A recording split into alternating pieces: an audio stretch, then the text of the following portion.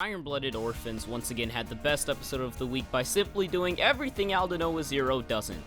Makes sense. It seems that Gundam is the only show this season that has some sort of interesting antagonist. The morality conflict of fighting children in the middle of a war was a very unique concept added to the episode to make the antagonists feel like actual people. Same applies to the side of the protagonist. After the losses of many of their friends and soldiers, the side we're rooting for actually feels depressed by the sheer amount of losses, which once again helps the characters to actually feel like people. One part of the episode that I particularly liked was the interaction between Orga and Mika. Their relationship was further solidified when each reacted with acceptance to a plan before one was even agreed on by the other party. This relationship between the two feels genuine, while it also builds curiosity for the backstory of the duo as it is still a mystery. I don't know exactly why, but the visuals this episode look substantially better than they did last week. Maybe Sunrise figured out this was gonna sell. I don't fucking know. Maybe it's Gintama.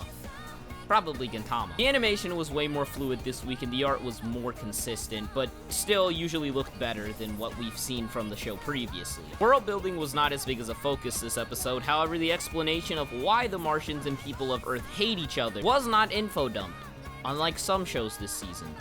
And by some, I mean half of them. Many times this episode, the information was explained alongside visual representation, effectively eliminating the confusion caused by just the dialogue and technobabble itself. While on the subject of the Martians versus Earthlings, the racism was handled perfectly. The hatred was justified and the abuse didn't feel forced whatsoever. If only Aldnoah Zero knew how to do this correctly. Another nice touch was how much better the princess is this episode than she is in Aldnoah Zero. In Iron-Blooded Orphans, the princess knows that she is the center of attention, but she doesn't come off as feeling like a plot device. She has her own thoughts, and just like the rest of the cast, feels genuine, especially when she sees the lifeless corpses of children around her. TLDR, good episode. This show is not boring, and it's not filled with fan service, so that's a plus. By the way, this show still sucks.